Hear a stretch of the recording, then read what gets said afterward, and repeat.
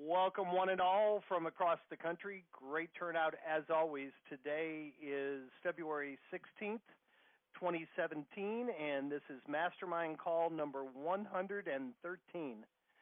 Our trainer, Chad, is not with us today, but the other partners are here, and we're ready to take your questions, listen to your experiences, good, bad, or otherwise. We have one person in the queue. Tim, anything you want to start off with? Tell the group.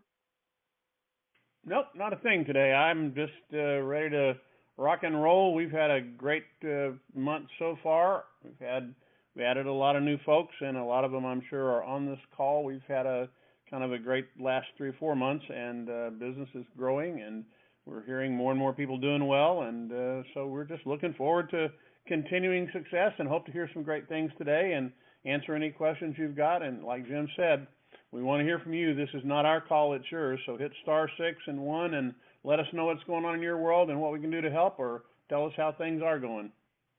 Excellent. Tom, anything you want to share with the group? Well, just my normal from the standpoint that if you all need anything, please don't hesitate to send us an email to support@alltheleads.com. We track those items through tickets, and we get them to the right people as quickly as possible to get back with you. And especially people that are new, please, if you've got questions, don't hesitate to send it in. We'll work with you directly to resolve any questions you may have, and that's what we're here for. Excellent. Yeah, I always share I'm the least technologically proficient, so don't call me with a technology question. The quickest way to get help with anything, our response time is less than 30 minutes. I think it's less than 20 minutes. Support@alltheleads.com, and just like Tom said, just be real specific about what you need help with. We all read that, and the best person to help you will always get right back to you.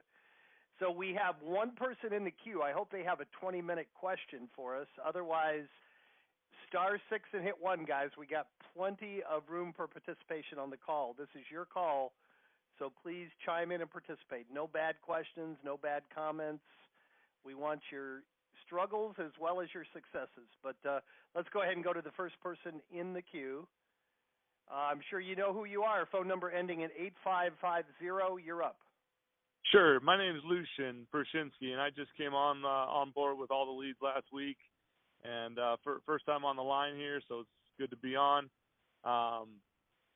Been established in real estate in my market for a while now, and prospect FSBOs and expireds on a regular basis, and it's nice to see an avenue to be able to get in and create a new value out there for the marketplace with the families that have probate sales going on. So definitely excited about it, and I intend on being successful with the strategy and appreciate what your company's offering.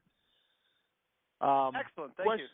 Yeah. Question I have was, I've got most of my basic team established already as far as how you present the team to have service team to have set up for these families that we service. And I realized through just doing some of the initial training, you kind of have a more elevated level of team where you're offering financial planning and whatnot, and then more of a basic team, I guess, where I would be at. I've got contractors and I've got investors that can pick the properties up and cleaning crews and whatnot. But my question is, this is a team member I don't have, and I'm wondering if you could point me in the right direction. Who could I go to, or what would I Google search in my area to find the organization or individual that could come in and buy the chattel, buy things of value and get it cleared out of the house? What would you recommend on that piece of the puzzle? Yeah, no, that's a great question. So you're talking about the valuable personal property rather than the junk, right? Right, everything other than the junk. Yeah, I would first of all, of course, ask other people in your office if they know of anyone, but I would probably Google your county, your city, and Google estate sale company. Another one would be an auction company. Mm-hmm. Estate sale is usually the best. Have you tried that? Because there's usually, in most markets, there's multiple estate sale companies, and there's different levels. There's some that only want to buy the valuable stuff, and that's it. There's others that the more comprehensive ones, and the best ones really are the ones that will buy the valuables and then maybe do a kind of a glorified yard sale to get rid of everything else. In some markets you got to have two different companies. In some there are companies that will do both for you. Okay. And are you seeing most likely that they're coming in and buying this chattel and then taking it to their location, or are they just selling it on site at the house? I think there's really a variety. I think there's a little of each. Okay. The more, I mean, we've had really bizarre. We had a gentleman about one of our clients about a year ago. They contacted someone, and it had been a year since the probate sale. The father had a house full of Lionel trains, and they were probably worth more than the house was. so you know, his estate sale company couldn't handle it, but they actually found a buyer for Lionel trains. They came in and bought the trains, got rid of them, and solved his problem. And the guy was good to go. He was ready to list. The typically there's two different categories. There's somebody that will like we had a local company here that was kind of an antique dealer. You know, he would go through and buy any antique, anything that of value that he could put in his store and resell. And you know, of course, he was making looking to make a good profit on it. But we went with him because he was very honest with the people. He wouldn't tell them it was worthless if it wasn't. You know, he would tell them it's valuable, but you know, of course, I need to make a profit on it. So my partner Tim has something to add to that. Go ahead, Tim. Yeah, I mean, the main thing I would say is, you know, you ask a very, very good question. Sometimes estate sale companies want to literally come and do a staged sale at the property, but your objective is to find somebody who's literally going to not just do that. You want the house cleaned and ready to sell. So you want, if they want to do that, that needs to be part of a process that once that's done, anything that's left, your agreement with them is to clear the balance of it out and then they remove it all. And it's really kind of a full process. You know, they will try and sell the stuff that's got good value, maybe or maybe not, you know, giving profit or a good chunk of it back to the people that own it. They will remove all of the things that are removable and have value and hopefully get those donated, again, potentially offering tax benefits to the estate if that's available. And anything that's not saleable, not usable by somebody else, they'll simply dispose of. And those are the things that are the hardest for someone who's lost a loved one. It's very hard to get rid of that person's goods, and so you want that to happen as quickly as possible, not with a fast shuffle, but that whole process needs to have a very finite timeline on it, and you can't just let somebody come in and do an estate sale and then there's still a lot of stuff left in the house. That doesn't get your needs met, nor the people that are there. You want that house conditioned for sale as quickly as possible so that you can move it to the new owner.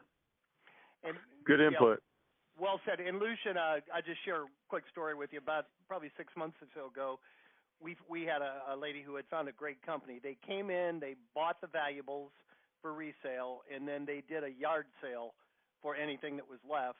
And then once the yard sale was done, they would donate the balance to charity.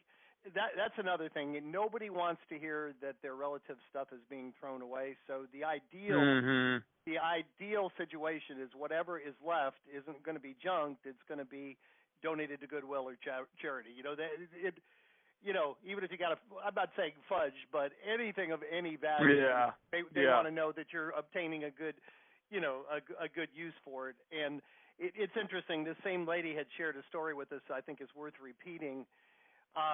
She had said that she had someone on our call said, should you go to the yard sale if the company's doing it? And we said, you really don't need to. These people are licensed, they're bonded, they're insured. You know, you don't necessarily need to show up for that. And this lady came on and said, you may want to rethink that.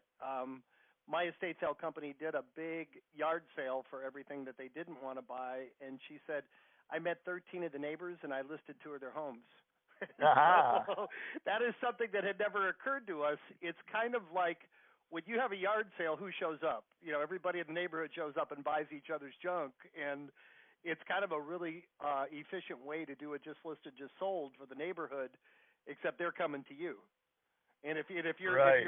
So we kind of rethought that. If you have the time, send your assistant down to the yard sale and be present, hand out business cards, and it really might be a good chance to be a proactive agent in that neighborhood. We've had our friend Roger, I think it's Roger Lacey, has said that he has done as much or more residual business from probate as he's done from the direct probate sale, just from establishing a presence in that neighborhood and being known as a proactive agent. So, well, the other thing about that is that you, as the person that's doing this, you also need to be in a situation where you are working all of those resources for, scratch each other's back kinds of leads. If you find a good estate sale company that will do that, they may get called in by someone to take care of property or whatever who don't know what they're doing about getting it sold. And if you present yourself as the expert and can show the value that you bring, that's a great lead source for you as well. Mhm. Yeah, Lucian, we have one other person in the queue, but we have plenty of time, and I think that's a really good question. It has a lot of different angles that you can use to expand your business. If you do find a really comprehensive company like that, we hear all the time from the agents, the biggest stress for these people is they're 1,000 miles away and they have a house full of stuff they got to get rid of. So you're alleviating their biggest problem, and often, as Tim said, the first thing they do before they even consider a realtor, they might Google, go online, try to find an estate sale company. So sometimes the estate sale company might be an earlier point of contact for these people than you, and make sure that, like Tim said, if you are going to be giving them business, make sure they realize that you expect some back from them when people contact them first. Fantastic. I appreciate all you guys giving me your input on it. I'll nail this piece of the puzzle down, and I'll hop back on the line on a future call and let you know the results. Excellent. If you get stuck, Google us, and we'll help you find somebody if you can't find them. But I'm sure that should get it done. All right. Sounds good. I appreciate the help, guys. Great question to start off. Thank you, Lucian. We have one more person. You too, sir. We have one more person in the queue. We got time for more, so please, guys, hit *6 and hit 1. And you are up. Phone number ending in 1189. 1189. Okay. Yeah, that's you. Yes, ma'am. Okay, so this is Belinda Reese up in Maryland. Quick question. I've been calling, sporadically, as I can get up my nerve to call people and working on my script. So I'm just wondering overall, are people approaching this as a real estate agent, looking for the sale of the home, or are we looking at it more as a real estate professional with this, I guess, broad base of services?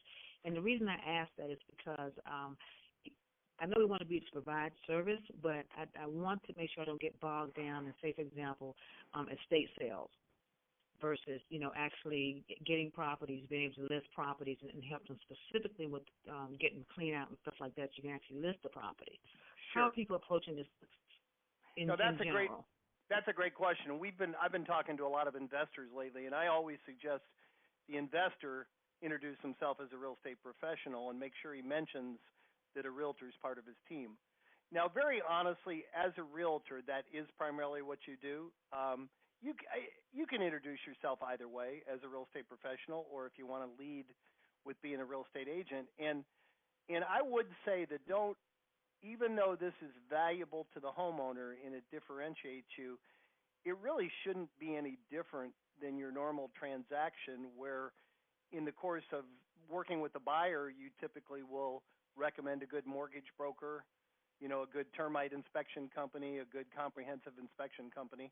You shouldn't have to get bogged down with it. You should vet a company or two that you're really comfortable with and just make that part of your team. In other words, you shouldn't have to coordinate the communication between them. But once you get a good company, it shouldn't be too much different than an ordinary transaction where you have related professionals that you introduce to them, as part of the transaction. Oh, okay. Because, with some of the people I'm calling, they're saying, well, there's no property involved, So then, okay. No, and I get that, Belinda, and it's interesting. No, please, that's a good question. Honestly, all these people that we are mentioning that you add to your team, it's a huge value add, and it gives you tremendous credibility as a real estate agent who specializes in probate. Now, having said that, it's rare that you need all these people, and as a matter of fact, a significant percentage of time, you're probably not going to need any of them. So, it's kind of like under promise and over deliver. It's kind of like you want to be over prepared, and even though even though you may never need any of them, and that probably it may not be the reason this person hires you, it certainly gives you a high level of credibility, and it makes you appear a lot more professional. And the reality is you do have them for the people that do need them. So don't get bogged down with it. Get one person or one or two people in each category, and just have a recommended vendors list that you recommend to these people. Okay. Then one other thing too is, I know you all have like a full you can have a probate web page and the business cards and all that stuff. So if we're functioning as an agent and we have a brokerage, are you not necessarily recommending, but do people in general, are they using like their probate company, or are they using their brokerage? Saying I'm a real estate agent with X, Y, and Z brokerage, versus like I have probate cards and stuff like that with a probate company name, which is, something I just made up myself, and then it's got a domain name and stuff like that. But I'm wondering if you approach it, if you're an agent already, if you're approaching it using your probate company or your brokerage. Yeah, I think that's an excellent opportunity for Tim to explain Sure. The credibility items and the probate website. Go ahead, Tim, please. Sure. I mean, I think that it really depends on who you're talking to and how your market works, and also some of the things going on within your brokerage. The purpose of the credibility website is just that. What it's designed to do is be significantly different, for a significantly different purpose than your regular real estate website or your broker's website, and it is to highlight you and your unique capabilities as a person who specializes in the probate niche. We built it in such a way that there are frequently asked questions there that literally show you've done your homework, you understand the market, you understand the unique problems that are part of that probate process, and that it's a little bit longer process and there are more details that have to get taken care of. And as we said on the earlier part of the call, that you have a team of people that you work with to make this work, and you're literally the probate expert. So that's what it's for. Having said that, how you present yourself to the individual person that you're talking to, when we send you the leads and you send out letters to prospect and do all of that, you're kind of highlighting your expertise as a probate realtor, and that's really, a realtor who focuses on probate. You're certainly part of the brokerage that you are, but all the credibility pieces are about you, not about, generally your firm or anything else. Your firm's going to be happy that you're doing it because it's going to deliver great value to them. But the probate website is specifically to delineate you and your market, make you, give credibility to your efforts. Okay. And Tim, you might want to share with them. We had a gentleman in Florida that all of a sudden, I think he either changed his phone number. I'm not sure what the case was, but he started noticing other people in his office were getting probate listings, and when he checked into it, he found out the people were calling the phone number that he listed and not asking for him, so somebody else was listing the property. Right. He was putting his phone number on the website and his mailings, as well as the phone number for the brokerage. And if they call the brokerage or the main office or the switchboard, they didn't necessarily get him. It was, I'm calling about, wanting to do something in regard to probate. So it's another thing that you may want to deal with, is only list the number that you want them to be working with and bring them to your website. But it brings up another point, and we haven't talked about this before. If you are focusing on this in your office and you're the unique person that's doing it, you need to be chatting with your broker needs to be aware of it, and you need to be explaining that if it comes in as probate, I got a better shot at dealing with this and can close more of these than anybody else. So I want to be the probate person in my office, and you may find that you've got some ability, in fact, to maybe get more leads as a result of that. I don't know how your office splits leads up and all that, but something worth discussing with your broker if you start getting good at this and understand what you're doing might be worth that conversation. Yeah, this gentleman was actually generating business for the foreperson who didn't. Yep. And so, if nothing else, if you're going to use your company name, make sure the broker knows that those are your calls and make sure you get them. So, that was a kind of a revelation. And once he switched the phone number, his business picked right back up again. Okay, because actually I use a Google number just so I can see when that comes in, that differentiates those that I've called for expires, for example. Because I'll call a whole heap of expires and won't have any idea when somebody just calls in an hour or so later after my session who it is and from what lead bucket they call from. How So quickly yeah, I do you use your get? phone number.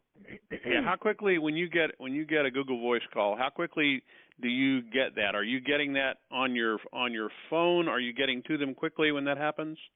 Yeah, I think I've only gotten one call through from that, so I just pick them right up and it seems to go through. I know when I call people and they have a Google number, it seems like they ask you to, hold on while they contact the person or get the person on the line, but they usually will come through pretty quick. The only suggestion I would make to you is this, and you take this for, I'm not certainly being critical of Google and that approach, but this is your business, and what you just said is kind of important. When that happens and you get a Google call and it says, let me go see if I can find them for you, oftentimes people won't wait, and so you may want to consider doing something that forwards that directly to your cell phone or something where you just don't miss those calls, because if somebody's actually taking the time to respond to something that you've done, you want to make sure that you do get the opportunity to talk to them and at least take your best shot at getting that done. And Google Voice may not be the best way to do that. It's great for casual stuff. It's great as a filter, but if you want to talk to somebody that's hot to trot, you need to talk to them right then.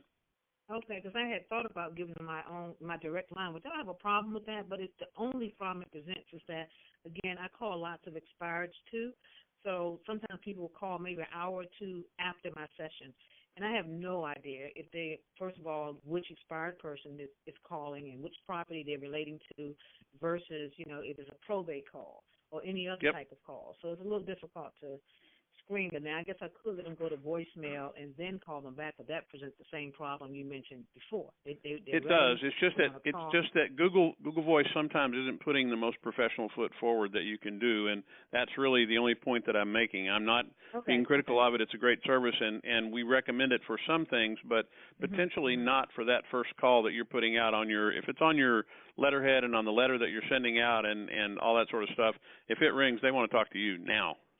Okay. So that's worth thinking about. Okay, because I had checked into another service too, but for now it was too pricey for me for now. I got to do a deal. The saying, as soon as I do a deal, I understand. There are companies out there that you can get this for. I've seen them as low as $9.95 a month, and certainly for $20 a month, you can get a number that will ring directly to your phone. Yeah, just have to kind of look around a little bit. Okay. Because the one I saw was I can't think of it now, but I can't think of the name of it now, but it was a little pricey. It was far more than $20, like maybe 50 or something, or 60 or something. Yeah, Google Voice. Yeah, Google Voice over IP phone services, and you'll find a tremendous number of companies out there that do this, and some of them are pretty inexpensive. Okay. All right. Thank you, Belinda. We have anything else, Belinda, or was that? No, that's it. All right. Well, we have no one else in the queue. I have a couple things I wanted to mention, and we do have time for more questions, guys. Hit *6 and hit 1 if you would like to directly participate. We got a ton of people. I think you're mostly new people that don't know what questions to ask yet, and that's fine. But *6 and then hit 1. Matt Smith, if you're on the call, would you hit *6 and hit 1? And Ken Crowder, if you're on, would you hit *6 and hit 1? And if you don't, I'll tell the story for you. I guess not. I'm just going to share with you guys that if you look at our website there, we have a dozen people that just were gangbusters right out of the box. But we had a gentleman named Matt Smith, one of the most hyper-competitive markets in the country. And he was with us for a pretty good amount of time. I want to say 4 or 5 months, and did everything right, sent the letters, made the calls, and just said, in his market, a ton of people were calling him. They were all sending letters. So he ended up canceling. Well, he called us back this week. I think he took about 3 months off. In the 3 months since he stopped prospecting, he has gotten 6 good listings, and they were all nearly $1 million, $500,000 to $1 million listings. And it was kind of a revelation for him how many of these people he had called 7 or 8 months ago had finally called him back and were ready to do something now.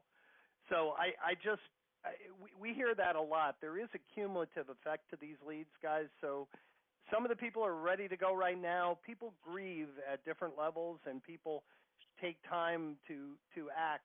So the longer you do this, the more you stick with it, the more you're really allowing that accumulation effect to kick in. And I wanted to welcome Matt back and let him tell his story. Maybe he'll be on the next call.